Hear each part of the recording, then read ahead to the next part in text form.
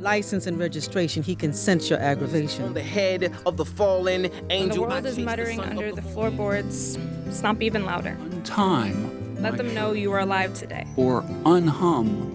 Did you know that your hands came with a ripple effect? Whisper tones unraveling like silk. Blood, sweat, and tears win by any means poetry. Sway, look at me. Is a piece of the pie too good for me? Some may call it rock the mic. We call it poetry.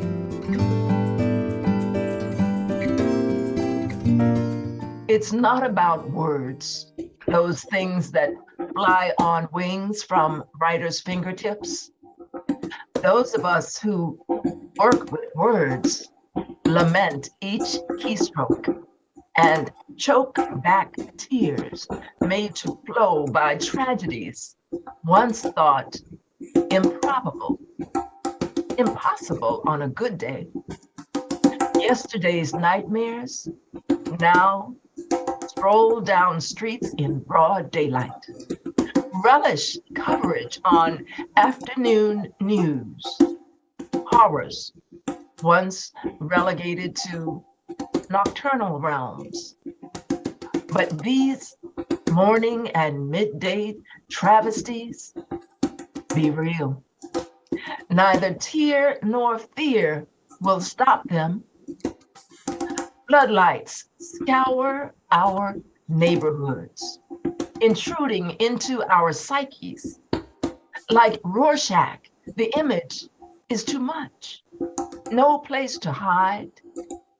So we unpack that which polite society decries as crass. No longer do we ask permission. We see all too clearly the thirst of a nation hell-bent on annihilation rather than embracing equity, equality. Kindness and empathy are now deemed irrelevant, unaffordable luxuries as we disengage from all things that reveal an ability pronounced liability to care. In the meanwhile, helicopters whir over urban and suburban streets, highways, and neighborhoods. Searchlights have become the medium through which we obtain enlightenment. Tomorrow, a fast fading concept, like yellow page telephone directories.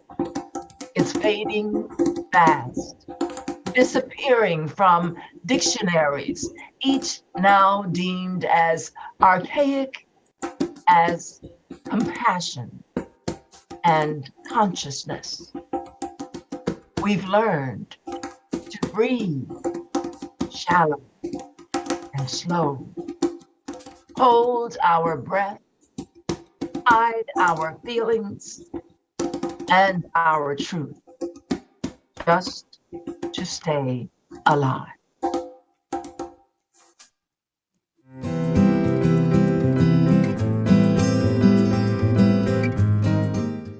Hello, and welcome to Sojourn with Words. I'm your host, Sistah Joy, and we are thrilled to have you with us again, right here on CTV in fabulous Prince George's County, Maryland. We have, of course, another wonderful guest poet, and she is all the way from the West Coast. Her name is Stacy Dyson. Stacy, welcome to Sojourn with Words. Thank you so much. Appreciate you being here. Oh, I appreciate you being here. Let me tell a little bit about Stacy before we invite her into the conversation itself. Stacy is a Black woman poet who explores, illuminates the life and times of the Black woman. She has released 6 chapbooks, 5 CDs, and has performed nationwide. Currently, Stacy is touring with her latest poetry collection, Lovely and Suffering. And follow me on this. She is working on a new collection, Because the Sun Would Not Move. I look forward to that for sure. She's also building her International Women's Poetry Network. And I hope I'm saying this properly. Tesoro, Stacy, tell me, is that how it's pronounced? That's how it's pronounced, yeah. Okay, wonderful, wonderful. Well, we want our guests to get to know you beyond those words that I've just shared, but that does give us a frame of reference, as it were. But Stacy, I know that poetry is significant in your life. Tell me, why do you feel that poetry is, well, necessary? I think that's the word. Yeah, necessary in today's world, more so than ever before. Right now, I think the most important thing for everybody to do is rely on basic, because there's so many outside influences. There's media and people living closer together than they ever did before, and 1,000 different opinions coming at you, every thousandth of a second. Poetry and music are the first things that anybody hears. If you think about it, it's a connection point. It's also a way, as far as I'm concerned, to help you start identifying who you are, what you want to talk about. It helps you sift in one of the things that you need to listen to, want to listen to. But it also gives you a reference point toward how other people are thinking. You can't tell everything, especially now on screen. You only get what's on screen. It's not like being person to person. Music and poetry make things more personal. Poetry specifically has the ability to, how shall I say, to say things in a way that might not be accepted otherwise. Okay. Yeah, I totally get that. A way to make things clear. If you hit people on a psychological level, that's great. If you hit them emotionally, that they will remember, even if they don't know they're recording it right then. Somewhere in their DNA, somewhere in their synapses, they're recording that. And so you have the power to make an effect that you might not otherwise, and to reach people that you might not otherwise. Oh, I totally agree with that. That's the power. That truly is the core power of poetry. Absolutely. Well, talk specifically. I know you focus in on the woman, the Black woman in particular, but talk to me about, talk to us about the importance of women using their voice. The importance of it basically, again, boils down to a basic. For centuries, we haven't been able to. Not in a way that, as far as I'm concerned, at least makes an appreciable difference, except in things where we're supposed to be experts, like children and, that sort of thing. And even then, depending on where you are and who you're talking to, absolutely, we're still kowtowing to somebody from male idea of what we're supposed to be thinking and feeling. It is past necessary. It is mandatory. It is crucial for women to learn how to put their stories and their voices out there. Nobody else can tell our stories the way we can. Nobody else can pass along what it is that we need to know from woman to woman, from generation to generation, the way we can. And if we don't learn how to use our voices personally and politically, we're not going to make it. How did you come to having this strong stance on the woman using her voice? I happen to agree with you totally, but I'm loving hearing your take on the significance and the essential nature of this. What brought you to this as a point of significance in your, well, not just in your poetry, I dare say, I'm sure it's in your life. Oh, absolutely. Nobody's ever asked me that before. Gosh, let me think. A lot of it just has to do with the fact that, first of all, my mother and father had about as egalitarian a marriage as you're going to get for two people who were born in 1933 and 1934. Okay. A lot of it has to do with the fact that my father was raised by his mother, his grandmother, his aunt, and he also always gave me and my sisters, I've got 4 sisters, the not the permission, but the validation of who we were. I never ever heard in my life, you can't do this because you're a girl. Okay. Except when we were trying to put up a tent one time, but that's a different story. Okay. I know plenty of guys that can't put up a tent, so don't. Yeah. So I was also raised by a mother who a great deal of the time was parenting alone. My father was active military, and so he would be gone downrange or overseas or on assignment for months at a time. He did, when I was in elementary school, he was in Vietnam. Later, when I was much older, he went to Greenland to do some work. But so I never got faced with this idea of man's got to be there, Right. to take care of you. She ran my world when my father wasn't there. The good thing about it was that when both of them were there, they were both there. And the message was always the same. You're smart, you're strong, you're a Dyson girl. Get it done and get it done right. Get it done right. Okay. Well, let's shift focus a little bit. We've all been impacted by the pandemic, and the reality is the pandemic opened some windows and doors, and it certainly closed many. But one of the things I'd like to hear from you is, talk about the economic effect of the pandemic on the performing arts. Oh gosh, I think the only word I need is devastating. Folks who were behind the screens as such, or folks who don't require an audience to do what they do, were still really very badly affected, but not nearly as much. I have made my life and my living for the last 40 some years being in front of an audience. And all of a sudden, that wasn't just gently, teased out of my life, a section at a time. It was just yanked out from under me. Wow.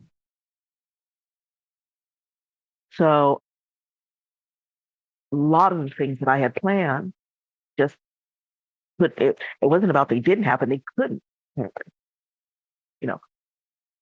Lovely and Suffering was written when I was sitting in the back garden during the first month of the pandemic, thinking, this will be over a couple of weeks, and take this out, I can tour it around. And as it went on and on and on, it's like, when it got to a year, it was like, okay, surely this is it, and it wasn't it. No. And so both books, because they were published within, I want to say, 8 weeks of each other, Lovely and Suffering and Follow Me on This, never really got out there the way I wanted them to, because I couldn't get out there the way I wanted to. I had a colleague, a musician, who after years of just kind of, playing, the odd choice spot here and there, finally had an entire year booked. Big venues, big sets, the whole thing. And he had to cancel every single one. Yeah. So the financial effect, not just on me, but on any performance artist, has been something that, quite honestly, most of us are still trying to dig our way out of. Yes. Well, certainly there was the opportunity for some to pivot to a virtual format, but that does not translate in every arena. And so that there are losses that simply will not be recouped. But of course, we all have to make those decisions of how best to go forward, because the arts are essential. And certainly this is a time where it's not just essential for the artist, it's essential for our society, because Absolutely. of what we are going through, what we have gone through. Certainly, we are documenting more than any other time in history, I would imagine, the realities of what does a society do in the face of a pandemic. I mean, there have been other pandemics in the past, but this I mean, so anyway, I know that as an artist myself, I had to pivot, and it took several months before I could regroup and get things going. But you're right, there were losses that simply will not be recouped, but we are moving forward, and we're very happy about that. Let's talk a little bit about your organization, the network that you formed, a women's poetry network, Tesoro. Talk about what is Tesoro, and how did it come to be? And what is it you wish to do through Tesoro? Oh, well, I can answer the last question really easily. We just want to take over the free world, basically. Tesoro was formed. I'd had the idea sort of rattling around in my head for a few years because I wasn't seeing women getting the sort of networking and support that they needed, especially in my world, to do what it was that they wanted to do safely. And that's the key word, safely. So I said, I did a lot of road time when one could still do, a lot of road time. And, there was, the condescension and the harassment and just on and on and on. Not just to me, every single woman who ever did road time has those stories. Okay. And so I naively thought that when we went online, it would be better. And it got worse. I was sitting in Zoom rooms watching women be actively stopped, condescended to, not given the same sort of credence or weight of words that males were getting. And then I was featuring on a Zoom performance. And the woman who was coming after me is known as or was known as an erotica poet. It's not the only kind of poetry she writes, but even if it was, it doesn't make any difference.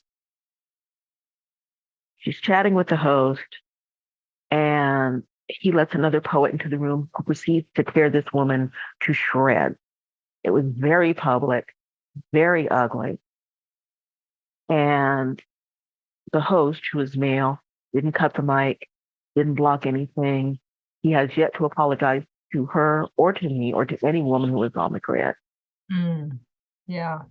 I sat in another Zoom a couple of weeks later and watched some 50-plus-year-old man actively stalking this young, I think she was maybe 22-year-old poet, being very suggestive, very, very, it was really just ugly to watch. And nobody was doing anything. His mic wasn't killed. The host didn't say anything. People are screaming in the chat, this is inappropriate. Nothing happened. Unfortunately, this is not that uncommon. Right. When the powers that be have the position of power that they have, and until there are more women in the positions of power and decision making, a little will change. But thank you for bringing that significant point to the fore. And I know that your poetry will be addressing equality and equity and power from our community as well. So actually, let's hear some of your poetry. We have a little bit of time that we want to make sure that we allow our viewers to hear the poetry. And I'm interviewing today Stacy Dyson from the West Coast, and she's got some poems to share, and I'm looking forward to hearing what she's offering. Sojourn with Words viewers, Stacy Dyson. Thank you so much. A couple of poems from the book that I was talking about before, Lovely and Suffering, which records that first year, the pandemic, poetically. This is actually the title track as such, Lovely and Suffering. I want to stop dreaming their name. I want to stop breathing their last word. I want to stop washing my hands for 20 seconds of what's going on and Precious Lord, take my hand. I want to stop sitting on conference calls numb or crying because another fake 911 lynching murder was top news when I turned on my phone. I tell a lot of lies about allergies these days. I want to be able to call Brianna's name without aching and being sick, crying for 2 hours. I need people to stop reminding me that Jesus was a rebel. Jesus was a warrior. Keep my Savior's name out of your mouth if you cannot use it properly. I am exhausted. In the search for just a bit more calm, just a little more reason, I am not out of patience. I am finished being patient. I am tired of warning you to learn the difference. There is nothing more volatile than a Black woman who has made friends with both her beauty and her pain. And we are lovely and suffering right now. We are lovely and suffering right now. We are lovely and suffering right now.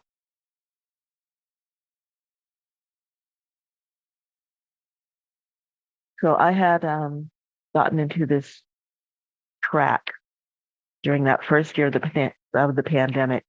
And we all know that's when, the Karen term started coming up.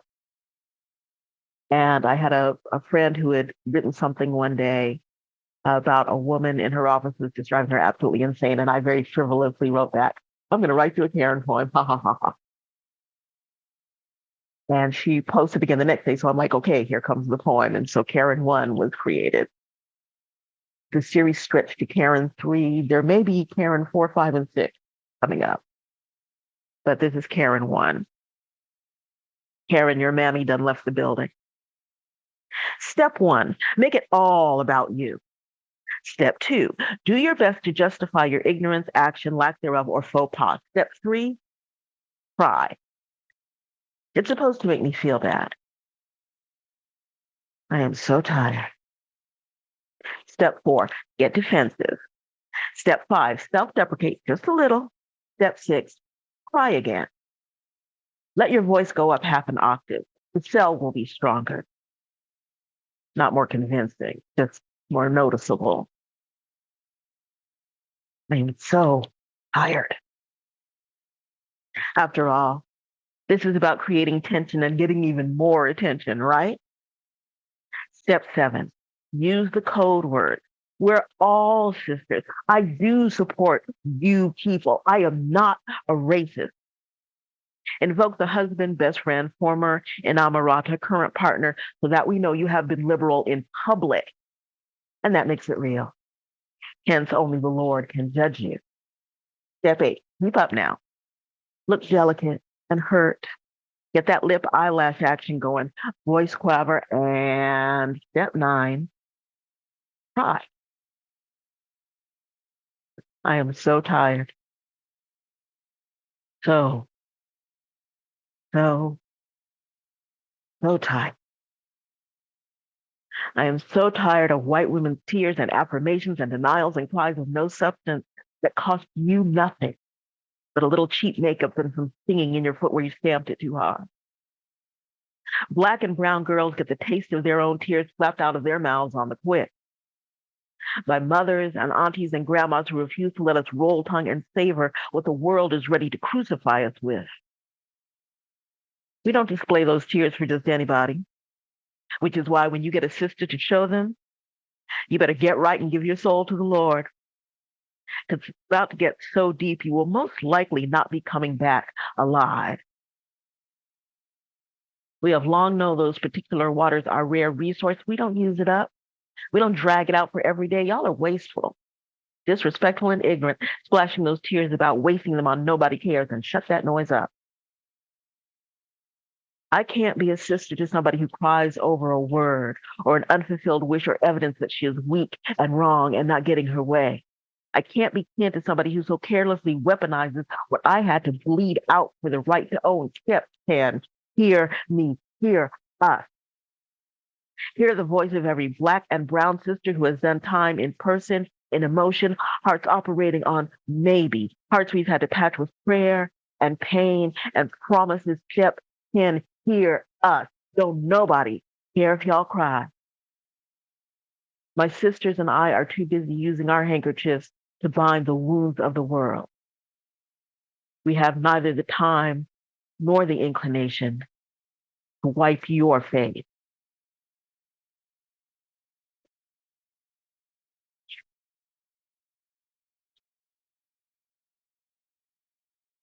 Normally, my work will go in phases. You know, sometimes it's love, sometimes it's politics, sometimes it's self-image. So quite honestly, more true that I can do it than anything else. One of my favorite love poems. I wrote this, probably 20 years ago. My baby's walk is a sugar glide. Proud like a panther, smooth and easy ride. Sugar glide and honey stroll. Little girls giggle. Big girls pout the grand, bite their lip and shake their sore bones out when my baby walks. Oh, me, oh, me. When my baby walks, oh, me. My baby's clothes fit like the sun fits the soft round mountains when day is dark. Pants and suit coats cut just so. And the brothers glare while their girls do stare. The grands moan loud and fluff their hair when my baby walks. Oh, me, oh, me. My baby walks. Oh, me. My baby talks like a gospel shout that sweet talked a jazz riff that turned it out. Baby talks like a sinner's prayer that took an angel unaware. Little girls make eyes. Big girls hang heads, and the grands say, butter me some of that bread when my baby walks. Oh, me, oh, me. My baby walks. Oh, me. My baby's smart and sweet and fine on my heart and in my mind. His smile low makes the sun to shine. My knees do quake. My body ache. He ain't just my sugar. He's the whole damn cake. Love his touch and talk and smile. He's grit and grace, silk and style. And my baby walks straight to me. To me, my baby walks straight to me. Oh, me.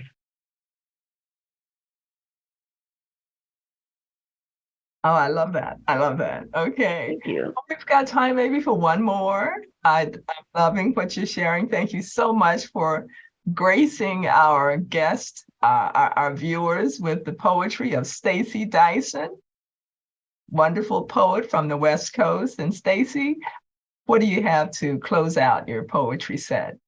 I'm going to close out with the piece that closes out just about every performance I do. Because I know, get this question all the time. Every poet I know gets it all the time. Why do you do this? And so this piece, Innocencio, answers that question. The usual question is why? What made you be a poet? I've heard about how death turned some people, jail time, bad fortune. They can't claim any of that. I am a poet because even at 5, you know when the Lord is talking to you. I am a poet because God laid his hand on me and said, here am I, now speak. So if you hear something in this poem you know and believe, say amen.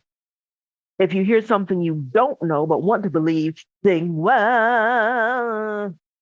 And if you don't know and can't believe, then tip your waiter and prove you tried to keep Trump the hell out of office so you will have done something useful with your sorry self. I am a poet because love laid its light on my parents' marriage.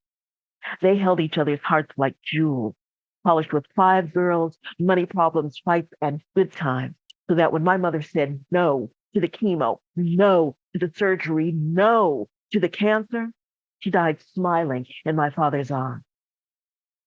I am a poet because every 7 seconds a woman is raped, because every 2 minutes a child is molested, because every half hour somebody dies alone. And every hour on the hour, government commits genocide while big business pats itself on the back. Because I applaud innovation, but tradition is the fire at which my soul warms itself. I am a poet because my nephew's smiles hang the stars. I have friends and sisters whose personal job it is in life to mess with me all the time. Because my baby misses me so bad when I'm away and loves me back home so sweet. I am a poet because using the language properly is like good sex. If you can't stroke it, kiss it, taste it, and then lay it down till it screams with every intended passion, keep your damn mouth shut. I am a poet because of Aretha Franklin, Langston Hughes, Mahalia Maya, and Dylan Thomas. Mary Evans, Sonia Sanchez, Gato Barbieri, Nora Jones, Duke Ellington, Nikki Giovanni, and Chaka Khan. Because of Alexander Dumas Père et Fils, Raymond Chandler, Tina Marie, and Johann Sebastian Bach. I am a poet because when Smokey sang, "Let me be the clock for the time of your life," every woman in the world said, "Tick-tock, baby." I am a poet because when I was wrong, my parents did not medicate, therapy, or offer alternative behaviors. They smacked my hand, whipped my butt, and made me hold my head up to say, "I'm sorry." I am a poet because I am a Black woman in a white world whose prayers to the ancestors bring down fire from the sky that I kiss into the diamonds I want to hang in your ear. Because the words retard, fag, slut, nigga bitch are still accepted and recognized parts of conversation.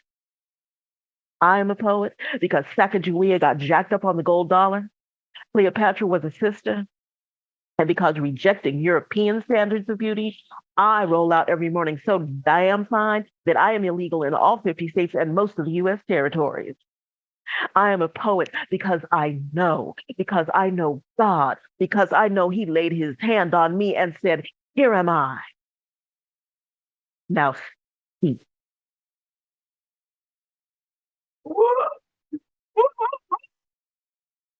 Oh my gosh, yes. That is a poem to close out with. Sojourn with Words family. That was Stacy Dyson from the West Coast. We're so glad, Stacy, that you could be with us today. I look forward to hopefully staying in touch, and perhaps our viewers can be in touch with you as well. Is there an email or a way that persons can contact you? We've got like 30 seconds, real quick. They can get me at poetswind, POETSWIND, at hotmail.com. They can hit me up on Instagram, which is at Saint Raines, SAINTRAINES. I'm fairly accessible. Okay. If you hit me up, you can find me. Wonderful. That's our show today on Sojourn with Words. Thank you for being with us. And remember, when all else fails, and even when it doesn't, pick up a pen and keep writing.